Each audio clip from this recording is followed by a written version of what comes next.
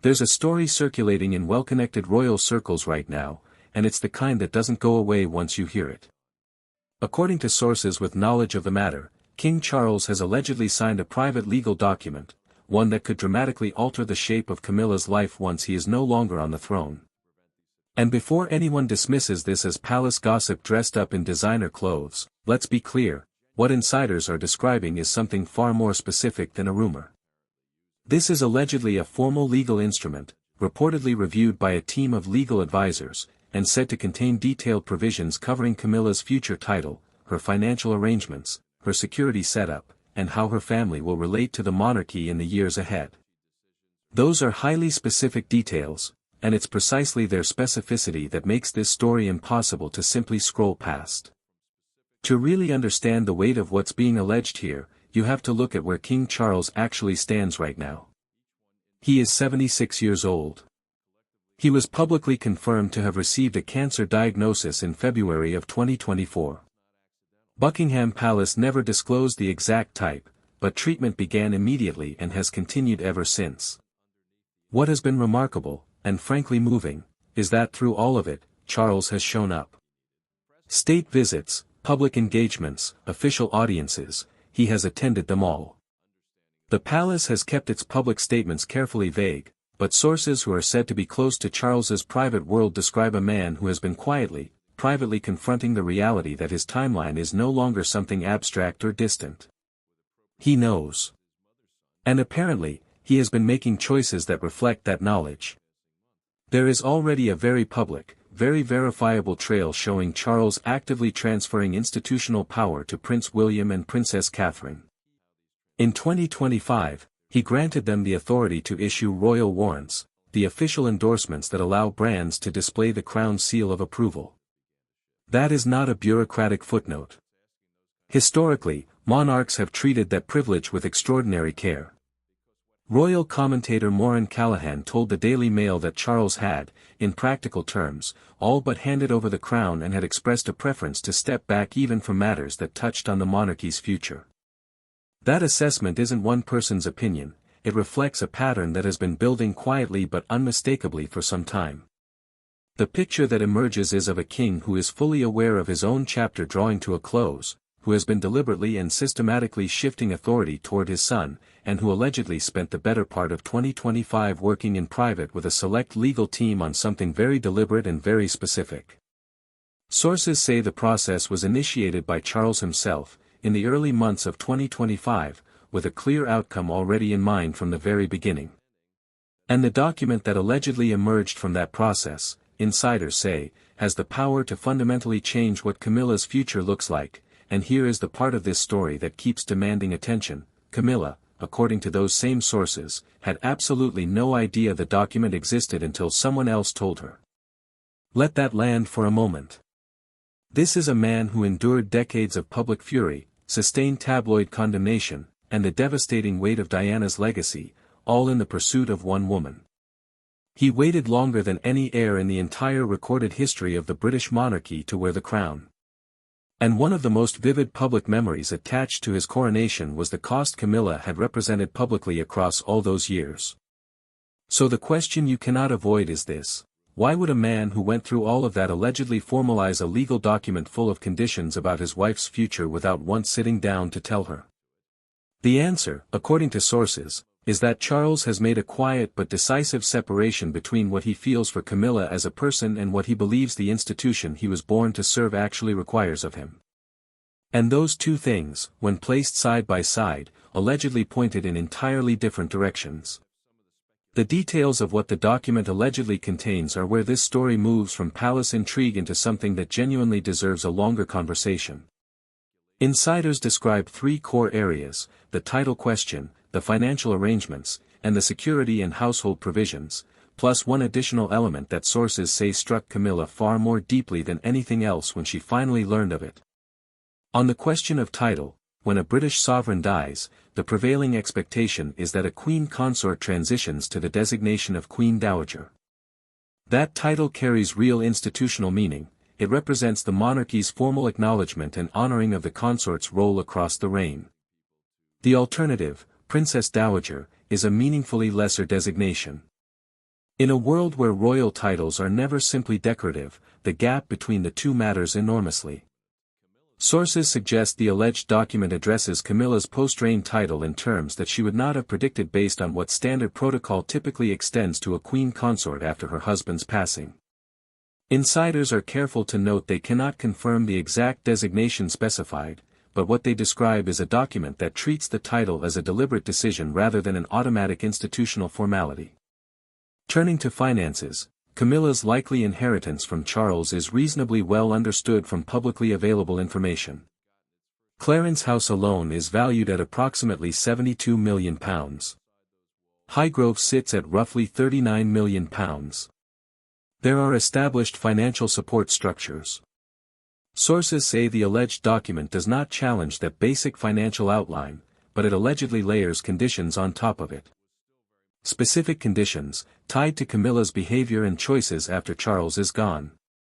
And the most striking condition sources describe by name involves Camilla's long-standing friendship with Sarah Ferguson. Ferguson's name appears in Epstein-related documents released by the U.S. Department of Justice. No criminal wrongdoing has been established against her, but the documented association exists. Then in February 2026, Prince Andrew was arrested on charges linked to the Epstein network, and suddenly every connection to Ian converted into a written condition with documented financial consequences. That shift is not small. It takes William's preference entirely out of the category of things Camilla can push back on through her husband, and places it into the category of things Charles himself allegedly chose to make permanent and enforceable. The security and household provisions round out the core framework. Sources describe a post-reign arrangement for Camilla that is substantially more modest than her current life as active queen consort, fewer protection officers, a reduced household staff, considerably less institutional support. Insiders say the framing in the document is not presented as punitive. It positions the arrangement as appropriate for a private individual of substantial means, rather than a working senior royal.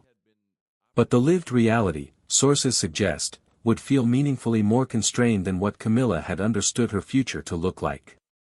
And then there is the fourth element. The one that goes beyond logistics, beyond finances, beyond titles. Sources describe an additional set of provisions inside the alleged document, and this is the part insiders say affected Camilla most profoundly when she found out. It concerns Diana. Before unpacking what sources describe, it's worth acknowledging plainly that this dimension of the story sits at an uncomfortable intersection of institutional decision-making and deeply personal history. Insiders suggest the alleged document contains provisions formally protecting Princess Diana's legacy within the monarchy's official institutional memory.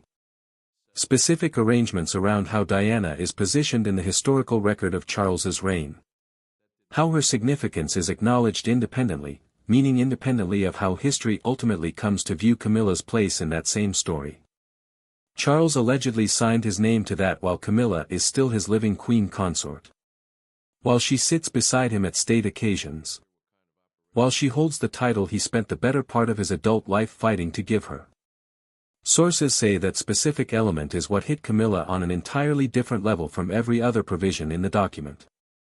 Not because it strips something financial away, not because it changes a title she currently holds, but because of what it communicates privately about how Charles has been reckoning with his own choices and his own history as a man and as a king. To understand how William allegedly became so central to all of this, you have to look at what he has actually been doing institutionally, because the pattern, once you see it, is not at all subtle. When William inherited the Duchy of Cornwall in September 2022, one of his very first moves was removing Annabel Elliot, Camilla's sister, from the duchy payroll. Royal commentator Emmy Griffiths documented that move publicly, noting the significant reverberations it sent through royal circles. William replaced her with people from his own trusted network, including godparents of his children, placed into estate management positions. That decision established what would become a consistent operating principle: Camilla-connected figures removed from spaces William controls, William's own people installed in their place. Then came the Balmoral situation. Camilla's son Tom Parker Bowles allegedly accessed the estate without authorization. Princess Anne's legal response was swift. William aligned with her completely and without reservation, and permanent access restrictions to the estate followed. Sources now suggest the alleged document addresses the Parker Bowles family's relationship with royal properties directly, and that William's response to the Balmoral incident was less reactive frustration and more the implementation of a documented framework designed to prevent exactly that kind of access. The Sandringham confrontation added another layer. Tom Parker Bowles was allegedly found on the grounds again. Sources describe William's reaction as far more visceral than his typically measured management style, something more immediate and raw. A subsequent conversation with Charles reportedly left William's position entirely unmoved, despite Charles expressing personal discomfort with it. Insiders suggest the intensity reflected the particular frustration of watching a framework allegedly designed to establish clear boundaries being quietly undermined through Charles's own private invitations. What is genuinely striking about William's methodology, if sources are accurate, is how every single enforcement action carries a legitimate institutional justification that stands entirely on its own. The duchy decisions are straightforward new ownership management. The property restrictions follow directly from specific alleged incidents. The event and staffing decisions reflect his household's operational authority. Each one, taken individually, is entirely defensible. Taken together, they form something comprehensive, consistent, and already well advanced. That is not accidental. That is someone who understands institutional spaces and moves through them with precision and patience. Sources describe the framework being extended across additional fronts as well. Camilla's inner circle allegedly sidelined from a significant royal occasion connected to Princess Anne, with coordination running between William's household and Anne's entirely bypassing Camilla's network. The jewelry question, with Elizabeth's alleged designations for Catherine reportedly being honored and Camilla's access to certain significant pieces said to remain restricted. The symbolic language of royal collection management, read by everyone who matters inside those walls. The deeper question underneath all of this is why Charles allegedly went along with it. Sources describe three interlocking answers that operate simultaneously. The first is institutional. Charles has spent his entire life understanding what the monarchy demands, what it requires of the people inside it in order to survive beyond any one person's preferences or relationships. He watched his mother practice that understanding across 70 years on the throne. Queen Elizabeth put the institution first in ways that cost her personally, repeatedly, and visibly. Her navigation of the abdication crisis legacy. Her handling of the Diana years. Her response to Harry and Meghan's departure from royal life, none of those were easy choices. All of them reflected an institutional logic that ran deeper than personal feeling. Sources suggest Charles internalized that logic completely. And that the alleged document is simply that same logic applied to the most personal decision of his reign. The second level is William himself. Sources describe a conversation between Charles and his son in the spring of 2025 that those familiar with it regard as one of the most significant private exchanges between a British monarch and his heir in modern royal history. Not a confrontation, sources describe it as calm and deliberate. The kind of exchange between two people who have already done the thinking before they walked into the room. William reportedly arrived with a clearly articulated position. The arrangements for the post-reign period needed to reflect the institutional reality of the monarchy William would inherit, not the personal preferences of people whose positions existed only within the shelter of Charles's continued protection. Sources say William was not framing this as a request. He was stating it. And Charles, by all accounts, listened with the attentiveness of someone who understood that the person speaking was correct. The third level is the one sources describe as simultaneously the most significant and the least comfortable to examine. Diana. Charles was present for all of it. He knows what his relationship with Camilla cost Diana. Whatever the complexity of that marriage, whatever has been said publicly over the decades, the internal accounting of what his choices contributed to Diana's suffering has never fully resolved. William carries that knowledge differently, as grief rather than guilt, as a wound that has quietly shaped every institutional decision he has made about what kind of monarchy he wants to lead. Sources suggest the spring 2025 conversation touched this dimension as well, not in explicit therapeutic language, but running underneath the institutional framing both men were using. Present in what William said about what the monarchy needed. Present in what Charles heard beneath the arguments being made. And sources suggest Charles made one addition to the alleged document that went beyond anything William explicitly asked for, the Diana legacy provisions. Allegedly his own initiative. His private reckoning with what his choices cost, encoded into something permanent and formal. That element, insiders say, is what changed Camilla's understanding of the document most completely when she discovered it existed. Not the financial conditions. Not the title provisions. The Diana dimension. The realization that her husband, the man who had fought the world for her, had looked at his institutional legacy and decided that Diana's place within it deserved formal protection, and signed his name to that while Camilla was still alive, still beside him, still his queen. Camilla found out on a Wednesday. Not from Charles. Not through any conversation her husband initiated, not through any warning he offered that something significant had been finalized.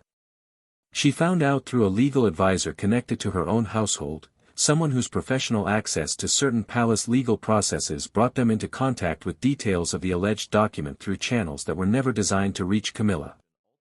That person then faced a genuinely difficult professional and personal choice about what to do with what they knew. Sources say the advisor brought the information to Camilla with appropriate caution about the limits of their knowledge and the degree of certainty they could offer about the specific contents. But careful delivery is a relative concept when what you are actually communicating is that your employer's husband allegedly finalized a private legal instrument, containing conditions about her future, without consulting her once across the entire process. There is no gentle way to land that. Sources describe Camilla's reaction in the hours after that conversation as categorically different from her responses to all the previous months of escalating friction with William.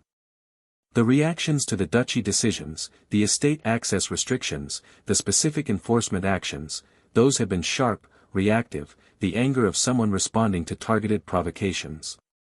What insiders described this time was something more foundational. The particular kind of devastation that does not come from an external attack but from discovering that the ground you believed you were standing on has a crack running through it that you never once suspected was there.